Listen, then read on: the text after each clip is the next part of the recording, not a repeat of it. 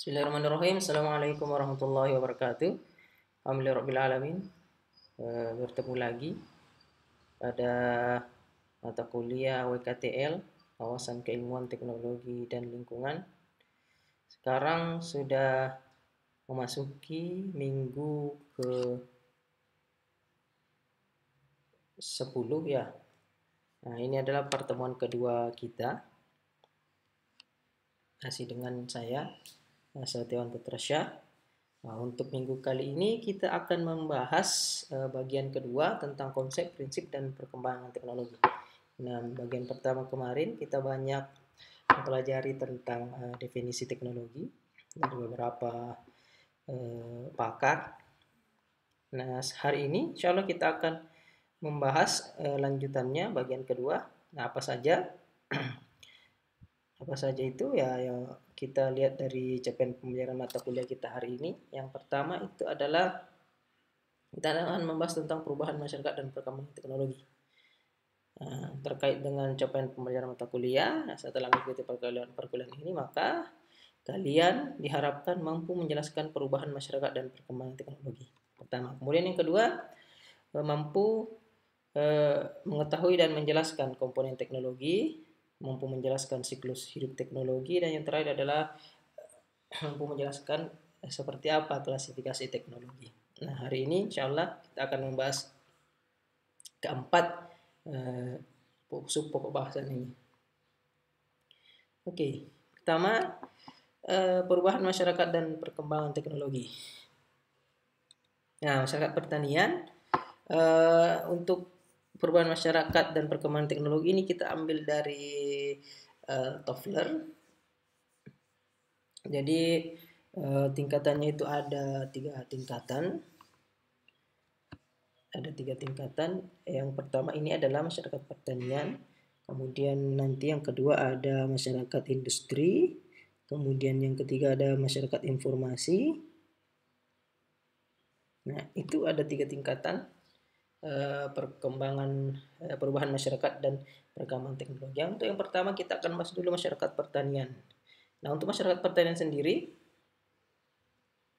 itu dimulai pada tahun 8000 sebelum Masehi sampai 1700 Masehi. Nah, apa saja yang terjadi pada era ini atau pada masa ini pada tingkatan masyarakat pertanian? Yang pertama ini ada gelombang pembaruan manusia. Gelombang pembaruan di mana manusia menentukan dan menerapkan teknologi pertanian. Nah, namanya juga masyarakat pertanian ya. Jadi yang awalnya manusia yang belum mengenal pertanian, nah, karena belum mengenal pertanian, kemudian mereka melakukan kegiatan mencari makanan dengan cara berburu. Jadi teknologi pertanian belum ada. Mereka hanya menggantungkan kehidupan di alam dengan cara berburu. Nah, setelah masuk ke perkembangan teknologi di era masyarakat pertanian ini, nah, maka manusia mulai menerapkan teknologi pertanian. Misalnya bercocok tanam, membuka lahan pertanian, sehingga bisa menghasilkan sumber pangan untuk kehidupan mereka. Jadi mereka tidak lagi 100% menggantungkan hidup mereka dari kegiatan berburu. Kemudian ciri yang kedua, nah ini yang semulanya mereka berpindah-pindah kemudian suka menetap. Nah, hal ini pula yang menyebabkan mereka mulai mengembangkan teknologi pertanian karena mereka sudah tidak berpindah-pindah lagi. Nah, mereka sudah tidak 100% menggantungkan pangan mereka, kebutuhan hidup mereka dari alam, dari kegiatan berburu. Sehingga mereka menerapkan teknologi pertanian ini. Dan mereka tidak lagi berpindah-pindah. Yang awalnya nomaden, kemudian mereka maden. Ya, yang tadinya tidak ada pemukiman, kemudian mereka membuat pemukiman dan membentuk suatu tempat tinggal yang kemudian disebut sebagai desa. Yang sampai saat ini masih ada yang namanya desa. Kemudian selanjutnya manusia menggunakan energi dari alam. Nah, Meskipun mereka sudah tidak menggantungkan sepenuhnya menggantungkan kebutuhan pangan dengan cara berburu, tapi mereka masih menggantungkan atau masih menggunakan energi alam untuk kegiatan sehari-hari. Misalnya penggunaan otot binatang untuk memudahkan dalam mobilisasi, memudahkan dalam mengangkut barang-barang yang sulit untuk dipindahkan. Nah, itu hampir sebagian besar menggunakan otot binatang. Kemudian menggunakan hewan untuk berburu, kemudian diternakkan. Nah, itu sudah mulai dilakukan. Kemudian masih menggunakan matahari, angin, dan air sebagai sumber daya alam untuk kebutuhan hidupnya. Menggunakan matahari untuk mengeringkan, untuk pengawetan bahan pangan, angin, kemudian air untuk kehidupan, untuk minum, masak, mencuci, dan lain-lain sebagainya. Nah, ini masyarakat produsen dan sekaligus menjadi konsumen. Jadi mereka itu tingkatan perkembangan masyarakat teknologi pada masa ini. Jadi masyarakat itu sebagai produsen, mereka yang menciptakan, mereka membuat sesuatu, dan mereka pula yang menggunakannya. Nah, jadi kegiatan proses jual beli ini belum ada. Jadi mereka sebagai produsen sekaligus sebagai konsumen. Nah, itu tingkatan masyarakat pertanian. Nah, seperti ini kita bisa lihat contohnya. Mereka sudah membuat rumah tempat tinggal menggunakan kulit binatang sebagai tenda, atau ini kayu, bambu sebagai tenda atap rumah. Nah, begitu pula mereka mencari gua-gua yang bisa digunakan sebagai tempat beristirahat atau tempat bernaung, yang kemudian disebutnya sebagai rumah. Nah, ini mereka sudah pintar untuk membangun tempat tinggal dan kemudian bercocok tanam. Nah, selanjutnya seperti ini mereka menggunakan otot binatang, misalnya gajah menggunakan untuk alat berat, kemudian ternak misalnya sapi kah, kerbau kah. Nah, ini bahkan sampai sekarang ini masih digunakan nih di desa-desa, menggunakan ternak seperti sapi dan kerbau dalam mengangkut barang-barang yang berat dan menggarap lahan-lahan pertanian. Itu masih sering digunakan. Ini contohnya ya, penggunaan binatang, matahari, air, dan angin. Kemudian kita lanjut ke perubahan masyarakat dan perkembangan teknologi tahap kedua. Menurut Toffler, itu adalah masuk ke masyarakat industri tahunnya 1700 Masehi sampai 1970. Itu rentan waktu perkembangan teknologinya, perkembangan masyarakat industri. Nah, pada masa ini ditandai dengan revolusi industri dengan penggunaan mesin. Gunanya itu adalah untuk melipat gandakan kekuatan manusia yang sebelumnya hanya menggunakan untuk binatang, kemudian energi air, misalnya penggunaan kincir. Sekarang sudah digunakan mesin. Ditandai dengan terjadinya revolusi industri. Dengan terbentuknya revolusi industri, maka terbentuklah era masyarakat industri. Nah, ini ya tandanya itu adalah penggunaan mesin. Jadi mesin sudah digunakan buat apa? Untuk memudahkan kegiatan yang dilakukan oleh manusia dengan cara melipat gandakan kekuatan fisik manusia. Nah, ini manusia sudah menggunakan energi minyak, batu bara, dan gas. Nah, jadi tidak lagi menggunakan itu air, angin, matahari. Nah, ini mesin. Nah, mesin ini makanannya apa ya? Ini minyak, batu bara, dan gas. Nah, jadi manusia sudah mengeksploitasi, sudah mulai ada eksploitasi minyak, batu bara, dan gas dari alam. Nah, kemudian pemisahan antara masyarakat produsen dan masyarakat konsumen. Nah, kalau yang masyarakat pertanian masih sekaligus sebagai produsen dan juga sebagai konsumen.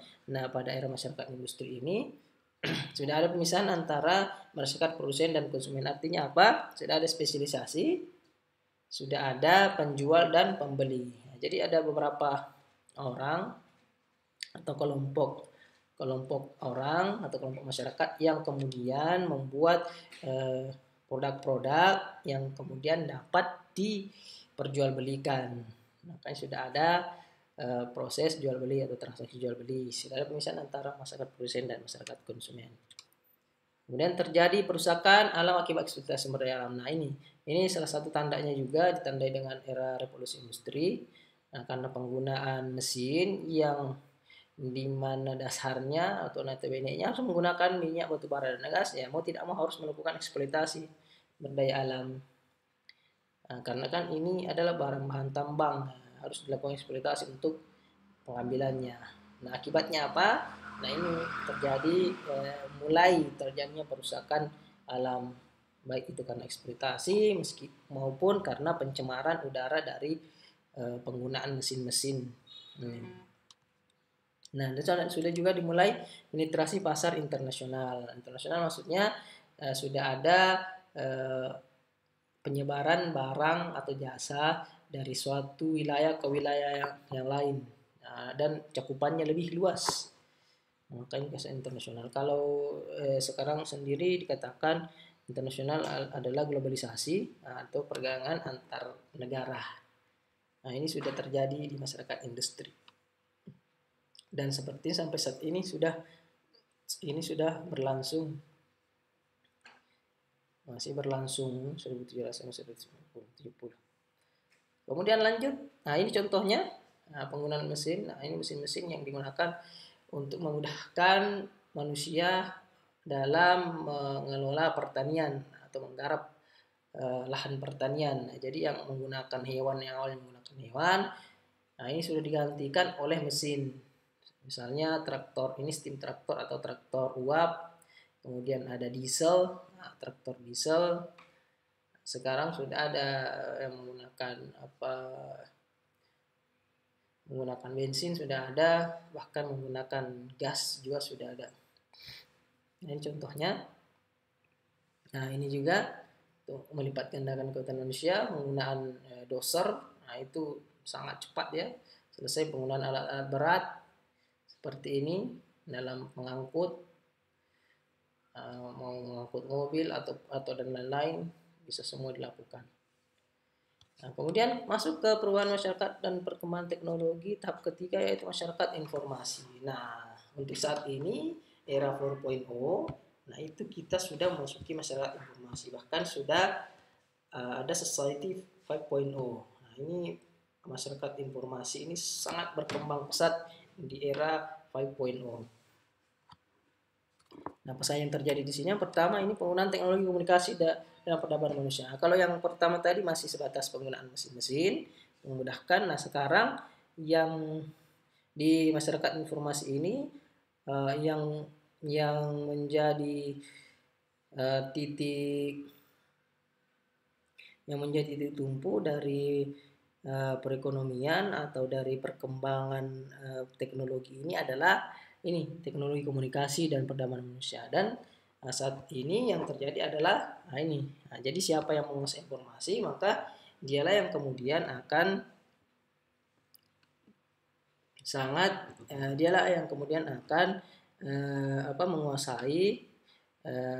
menguasai teknologi.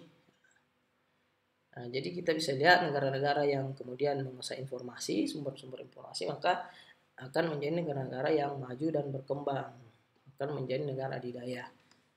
Nah, ini penggunaan teknologi komunikasi dalam peradaban manusia, kemudian penggunaan komputer dan mikroelektronik sebagai teknologi inti.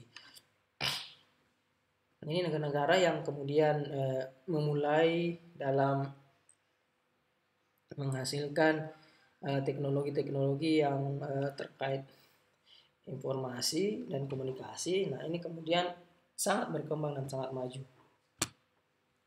Nah, ini contohnya adalah penggunaan komputer dan mikroelektronik sebagai teknologi inti. Nah, ini sampai sekarang bahkan kita kuliah ya harus menggunakan ini. Kalau tidak ada komputer dan komunikasi ya mungkin kita akan kesulitan dalam melakukan perkuliahan. Nah, untuk saat ini Ya, seperti ini tahun 2000 sampai sekarang ya harusnya. Kemudian pelipat gandaan kekuatan pikiran manusia. Nah, ini dengan menggunakan teknologi komunikasi dan informasi ini ya, pikiran manusia bisa dilipat gandakan. Nah, kalau misalnya contoh kecilnya adalah dalam menghitung. Nah, kalau kita hanya dapat menghitung sampai puluhan ribu misalnya dengan menggunakan bahkan hanya sampai ratusan. Nah, dengan menggunakan komputer dan elektronik ini, nah, contohnya misalnya kalkulator ya itu bisa lebih mudah, lebih cepat dan lebih efisien. Nah, apalagi dengan menggunakan komputer. Nah, sekarang sudah ada Excel. Nah, itu menggunakan Excel itu lebih mudah lagi dalam pengaturan penghitungan angka-angka. Nah, ini sangat memudahkan kehidupan manusia. Kemudian yang terakhir ini ada energi alternatif. Nah, karena merasa bahwa eksploitasi sumber daya alam sudah sangat berlebih dan sangat merugikan, sangat merugikan manusia dalam perkembangan lingkungan. Nah, maka ini sudah dimulai adanya pengembangan energi alternatif atau energi baru dan terbarukan. Nah, makanya Indonesia ini ada itu Kementerian Pemberdayaan Energi Baru dan Terbarukan, pengembangan energi baru dan terbarukan. Dan dilakukan pula rekayasa genetik untuk memperoleh bibit-bibit unggul. Nah, ini dilakukan genetik atau memperoleh bibit unggul. Dalam hal ini adalah misalnya contohnya bibit-bibit yang tahan terhadap hama, nah, itu sudah dilakukan.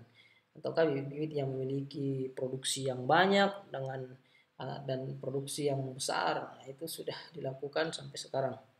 Nah, begitu pula bioteknologi ini sama halnya dengan rekayasa genetik. Contohnya ini, nah ini sudah ada ini satelit untuk informasi dan komunikasi. Nah, ini adalah contoh hardware dari komputer, softwarenya, baterai. Kemudian ada ini ya teknologi rekayasa genetik atau bioteknologi, penyisipan gen hama ke dalam tanaman tomat, kemudian menciptakan tanaman tomat yang tahan terhadap hama seperti itu. Jadi salah satu contohnya saja. Nah, sekarang ini sudah banyak dikembangkan seperti ini. Nah, itu tadi ketiga perkembangan teknologi menurut Alvin Toffler. Nah, kemudian kita masuk ke pemetaan perubahan masyarakat dan perkembangan teknologi. Nah, jadi pemetaan perubahan masyarakat dan perkembangan teknologi yaitu dari sini sampai di produksi massa. Itu dimulai dari zaman batu. Nah, ini zaman batu ini perkakas tangan. Nah, bisa dikatakan ini masih 1.0 ini. Kemudian masuk ke revolusi industri. Nah, ini tadi kalau Alvin Toffler ini masyarakat pertanian di sini, kemudian masuk masyarakat industri di sini. Masuk ke revolusi industri. Nah, ini sudah masuk 2.0. Sudah ada mesin perkakas, jet gas, Whitney, komponen mampu tukar yang sudah diproduksi di sini. Kemudian ada produksi massa mulai di 1920. Nah, ini sudah ada pemisahan antara masyarakat produsen dan masyarakat konsumen. Produksi massa lagi masuk ke 94. Nah, sudah diciptakan komputer. Nah, mulai dari sini ini teknologi informasi berkembang sangat pesat. Bahkan kebutuhan komputer sampai saat ini masih sangat dibutuhkan. 90 lanjut ke membuat sesuatu bukan menunggu.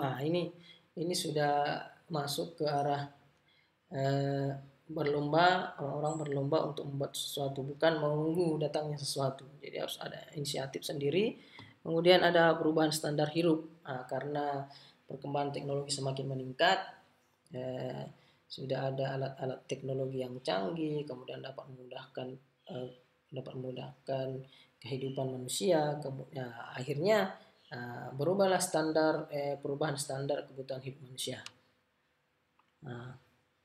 Kemudian ini mulai ke arah small batch. Nah, ini daya presisi lebih cepat dan lebih baik. Nah, ini yang awalnya semuanya besar-besar di sini ya, komputer besar-besar, kemudian mulai dikecilkan. Nah, semakin kecil alatnya, namun memiliki daya presisi lebih cepat dan lebih baik. Nah, ini mulai di arah small batch di sini, semakin kecil tapi memiliki kemampuan yang lebih besar. Nah, itu semakin lebih baik. Kemudian masuk ke mass production atau produksi massa. Nah, ini yang tadinya masih mahal di sini, kecil, kecil tapi baik dan lebih cepat. Nah, kemudian meningkat lagi di masa produksi massa. Nah, ini banyak dan lebih baik. Banyak dan lebih baik. Artinya apa? Nah, kecil, cepat, lebih baik, dan banyak, baik, dan lebih murah. Nah, makanya kemudian negara yang bisa menguasai seperti ini ya akan meningkat. Contohnya adalah Cina. Cina itu adalah negara yang mampu memanfaatkan peluang ini.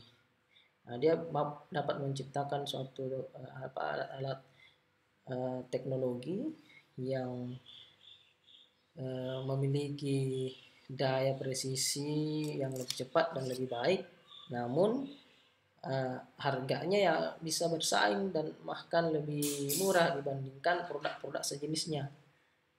Makanya bisa memproduksi yang lebih banyak, lebih baik, dan lebih murah. Makanya wajar Cina kemudian menjadi negara yang besar karena penggunaan atau perkembangan teknologinya yang mengarah ke sini. Nah, inilah pemetaan masyarakat dan pengembangan teknologi. Kemudian kita lanjut ke mata rantai perubahan teknologi. Nah, mata rantai perubahan teknologi ini terdiri dari 3 komponen, ada ilmu pengetahuan, struktur sosial, pengetahuan, dan pola hidup. Dan ini saling berkaitan satu sama lain.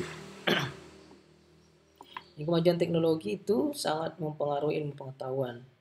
Nah, dengan adanya ilmu pengetahuan, maka teknologi dapat diciptakan. Nah, seperti yang minggu lalu saya jelaskan, teknologi tidak akan muncul tanpa adanya ilmu pengetahuan, karena teknologi merupakan sekumpulan ilmu pengetahuan yang kemudian ditambahkan dengan perkakas, dengan metode, dengan teknik tertentu sehingga terbentuklah yang namanya teknologi. Nah, makanya teknologi ini sangat bergantung dari ilmu pengetahuan. Kemudian kemajuan teknologi itu dipengaruhi oleh ilmu pengetahuan dan teknologi.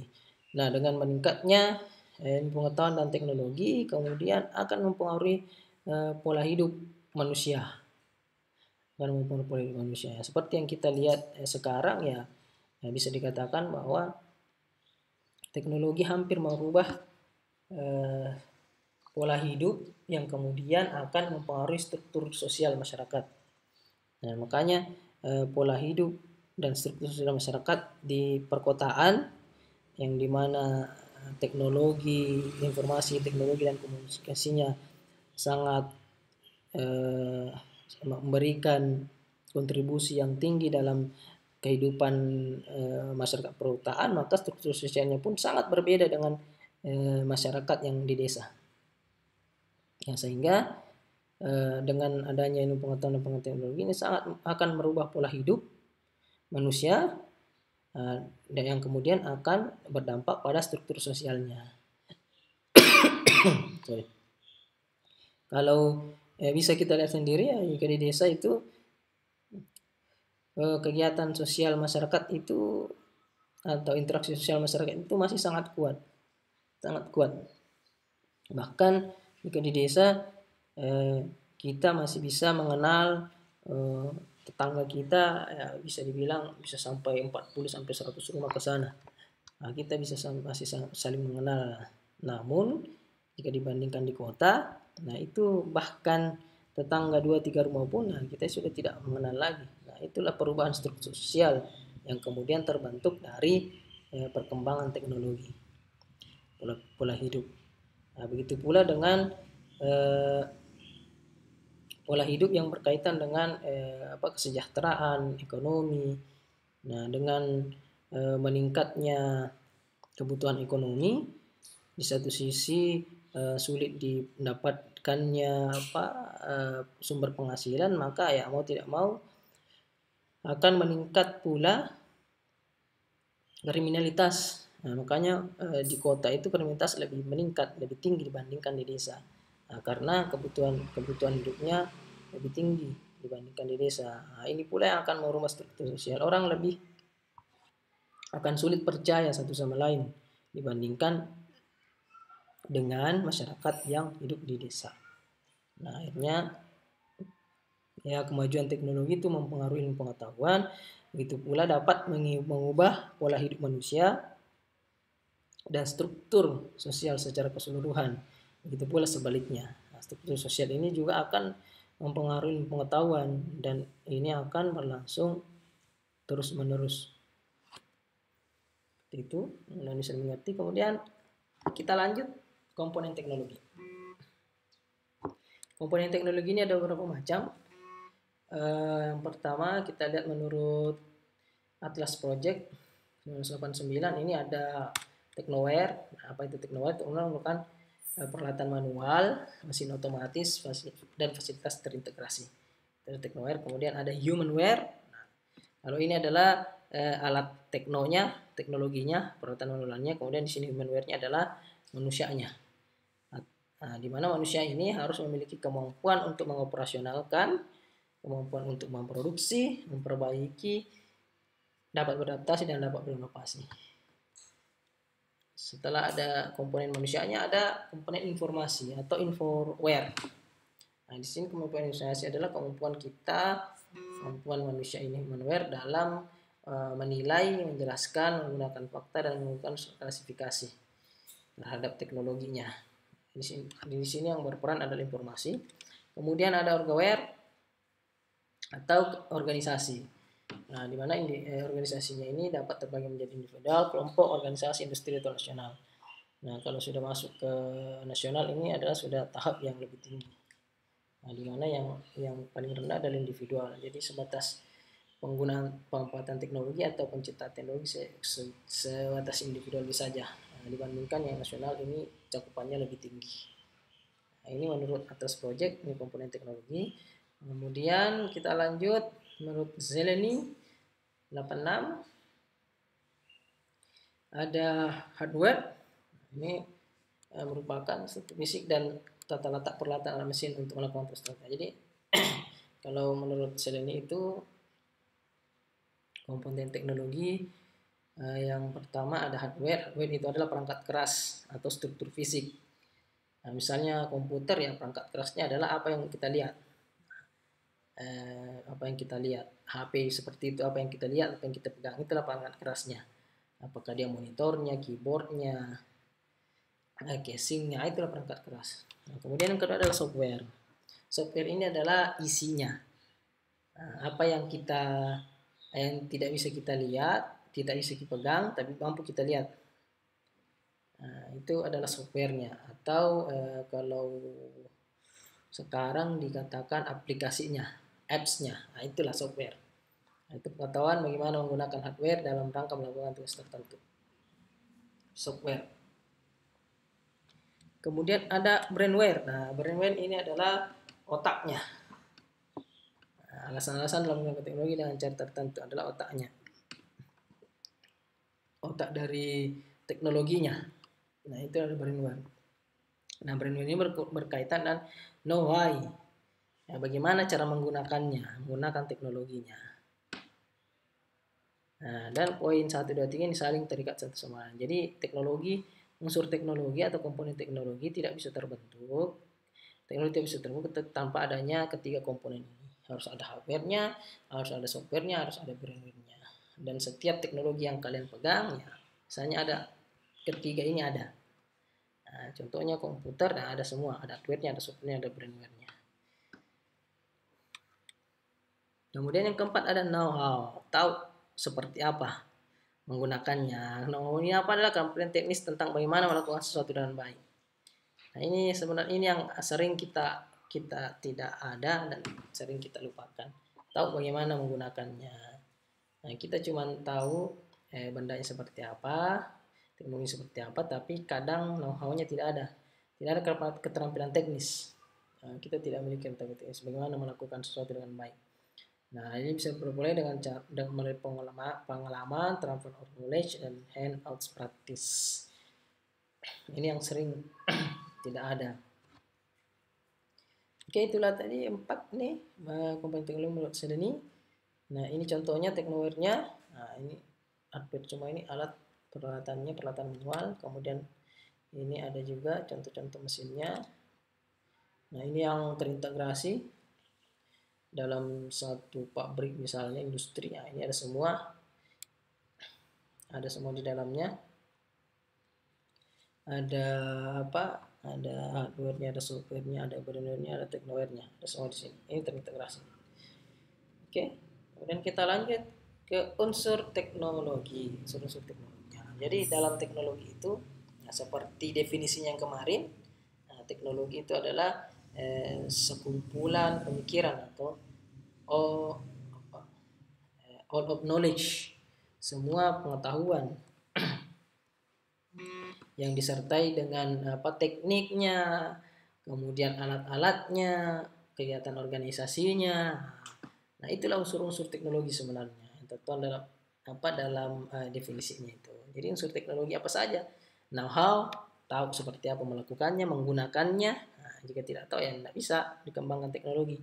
Seperti apa produk teknologinya, kemudian tekniknya, teknik menggunakan teknologi, teknik menciptakan teknologi atau membuat teknologinya. Nah, ini masuk ke dalam bagaimana menginvestigasi, bagaimana mengukur, bagaimana menggunakan. Kemudian ada science principle, prinsip sainsnya, prinsip teknologinya, prinsip ilmiahnya. Karena tanpa adanya ini maka tidak akan terbentuk teknologi. Karena dasar penting teknologi ya dari sainsnya, dari ilmunya, seperti apa menggunakannya, membuatnya, prinsipnya seperti apa. Nah, bahkan teknologi ballpoint ya harus ada prinsipnya. Nah, ballpoint itu pulpen kalau kita bilang, nah itu tidak akan berfungsi jika tidak menggunakan prinsip sains, nah, bahwa di ujung pena itu harus ada bola-bola yang dapat berputar dan mengeluarkan tinta. Nah, jika tidak ada itu maka kalian menulis tidak akan keluar tintanya. Nah, itu prinsip sainsnya, sains prinsipnya. Nah, equipment ini adalah alat-alat yang digunakan untuk menciptakannya, membuatnya, artefak. Nah, jika tidak ada ini tidak bisa juga dibuat. Kemudian organisasinya, ini kegiatan organisasikan atau struktur dan sistemnya. Nah, tidak mungkin misalnya kita mau membuat teknologi ya dari hulunya dulu kemudian hilirnya, dari hilirnya dulu kemudian hulunya, tidak bisa. Harus terorganisasi dari awal. Nah, dan harus ada organisasi strukturnya. Jadi tidak akan bisa terbentuk jika tidak ada struktur organisasi. Nah, inilah adalah unsur-unsur teknologi. Jika seharusnya saya tidak ada, maka tidak akan terbentuk yang namanya teknologi. Nah, kemudian masuk ke siklus teknologi. Ya, seperti dengan manusia ya atau makhluk hidup ya, ada siklus hidupnya, ada siklusnya. Contohnya misalnya dulu yang merajai telepon seluler ada Nokia, nah itu ada siklusnya. Nah, dulu kan Nokia, kemudian BlackBerry, nah, dulu awalnya happening booming, nah, kemudian terdegradasi. Nah, sama halnya seperti ini. Nah, ini ada development, kita lihat ada pertamanya adalah development atau teknologi development. Ini adalah basic pengembangannya. Dari yang tidak ada menjadi ada. Nah, kemudian masuk ke teknologi application recognition. Ini adalah mulainya perpaduan antara teknologi dan aplikasi, teknologi dan penggunaan teknologi. Nah, jadi dikembangkan dulu, kemudian dicoba-coba, bisa tidak dikenali dulu, bisa tidak digunakan. Nah, kemudian masuk ke aplikasi launch. Nah, ini sudah mulai di launching, sudah mulai dikeluarkan, karena kalau sudah bisa digunakan, maka teknologinya sudah di launching dengan cara adalah membuat produknya. Jadi produknya sudah di launch. Nah, ini kita sudah bisa membeli produknya. Nah, ini tadi application recognition ini masih istilahnya masih prototype lah. Nah, kalau sudah ini sudah masuk produknya. Kalau misalnya HP, misalnya dulu atau Samsung lah, Samsung Galaxy misalnya, sudah Samsung Galaxy. Samsung Galaxy S1 misalnya, sudah ada Samsung Galaxy saya dulu. Nah, kemudian masuk ke application growth. Nah, teknologi application growth itu adalah teknologi plus aplikasi dan produk sel pertumbuhannya. Nah, ini sudah ada pertumbuhan dari teknologi. Nah, sudah ada kemajuannya. Nah, dari misalnya Samsung Galaxy S1 kemudian jadi Samsung Galaxy S2, S3, S5, kan nggak tahu sampai berapa sekarang. Nah, inilah aplikasinya, pertumbuhannya semakin bertumbuh. Kemudian dia akan stagnan di sini di teknologi maturity-nya. Nah, dia sudah mature, sudah matang teknologinya dan sudah banyak digunakan oleh orang. Nah, ini adalah teknologi plus aplikasinya plus fall in product sales. Nah, ini sudah diperjualbelikan dan sudah sangat banyak yang digunakan. Nah, kemudian seiring dengan berjalan waktu maka akan terjadi degradasi teknologi. Nah, ini degradasi teknologi. Ini semakin sedikit penjualan, aplikasinya semakin out of date, jadul, kemudian sudah tidak digunakan lagi. Nah, makanya dia akan berkurang. Nah, semakin sedikit penjualan, semakin sedikit orang yang menggunakan, nah, bahkan tidak sedikit dari teknologi akan akan menghilang. Contohnya saat ini yang sudah hampir punah adalah surat menyurat di pos ini. Nah, ini sudah hampir hilang. Makanya kemudian ini harus ada alternatif teknologi. Alternatif teknologinya dalam hal ini adalah memperbarui teknologi yang ada. Sehingga ini akan tetap datar, tidak akan turun, terdegradasi. Nah, yang dilakukan Nokia dulu tanpa hilang saat ini adalah mereka tidak dapat mempertahankan itu teknologi maturity-nya. Nah, untuk mempertahankan ini itulah tadi dikeluarkanlah produk-produk baru lagi, kalau misalnya Samsung Galaxy S1 kemudian jadi S2, S3, S4 dan seterusnya. Begitu pula dengan iPhone 1, iPhone 2, iPhone 3. Sekarang sudah sampai iPhone 11. Nah, ini sudah banyak sekali. Makanya itu untuk menghindari degradasi teknologi. Nah, BlackBerry dulu ada, sekarang sudah hilang karena dia tidak mampu mempertahankan teknologi maturity-nya. Ini stagnan di sini. Akhirnya dia terdegradasi. Nah, karena tidak ada alternatif teknologi yang ditawarkan. Nah, seperti itulah siklus hidup teknologi. Nah, ini kita lanjut ke 4 level kejelasan organisasi. Ini ada cognitive knowledge, atau itu tadi yang saya sebutkan sebelumnya ada know what, itu know what. Dan tadi ada know how, ini know how, know what. Nah, ini apa? Sekedar tahu saja apa ini. Nah, namun tidak cukup untuk meraih sukses. Ini penting, tapi tidak cukup untuk meraih sukses. Tahu saja. Misalnya apa sih metodologi KTL? Nah, metodologi KTL itu adalah wawasan keilmuan teknologi lingkungan. Tahu saja itu, tapi tidak tahu apa isinya. Nah, itu know what. Tahu ini adalah HP. Nah, ini adalah HP Samsung, tapi tidak tahu menggunakannya. Nah, itulah know what. Nah, kemudian ada advanced skill atau know how. Tahu bagaimana eksekusi atau efektif dari sebuah bisnis. Misalnya dia tahu, nah, ini adalah HP. Saya tahu menggunakannya. Dan saya tahu bagaimana mengembangkannya. Nah, itulah know how. Tahu seperti apa. Dan yang ketiga, system understanding of know why. Itu pengetahuan tentang hubungan sebuah kiat dari suatu bidang bisnis. Nah, ini tahu mengapa seperti itu, mengapa kemudian produk saya tidak laku, mengapa produk teknologi ini tidak bisa berkembang. Nah, ini know why. Nah, sehingga dia tahu sebab akibatnya, kenapa bisnisnya, misalnya dia berbisnis, kenapa bisnisnya tidak berkembang. Kemudian ada yang keempat, self motivate creativity or care why. Nah, ini adalah kemampuan motivasi dan kemampuan beradaptasi yang diperlukan untuk meraih sukses. Nah, ini yang tidak ada oleh produk, yang tidak dimiliki oleh produk-produk atau perusahaan-perusahaan teknologi yang kemudian hilang saat ini. Nah, dia tidak mampu melakukan motivasi, kemudian tidak mampu beradaptasi. Akhirnya ini kelompok-kelompok yang memiliki care why ini kemudian akan mengalahkan kelompok yang mengandalkan modal aset fisik yang besar. Modal saja, asetnya saja, tapi tidak ada kemampuan untuk menginovasi, kemampuan beradaptasi, kalah. Kenapa kemudian Nokia hancur? Ya karena itu. Diambil alih oleh Samsung, diambil alih oleh merek-merek ponsel yang lain, seperti itu. Care why. Oke. Itu tadi level kecerdasan organisasi. Kemudian kita masuk ke klasifikasi teknologi. Ini yang terakhir. Ada new teknologi. Ini teknologi yang baru diperkenalkan atau digunakan. Masuk tadi yang perkembangan teknologi development itu. Kemudian ada emerging teknologi, teknologi yang belum sepenuhnya dikomersialkan. Ini masih prototype dan akan diluncurkan 5 tahun ke depan. Kemudian high teknologi atau high tech. Ini sudah teknologi tinggi atau teknologi advance seperti HP-HP canggih sekarang atau laptop-laptop canggih, itu sudah high teknologi.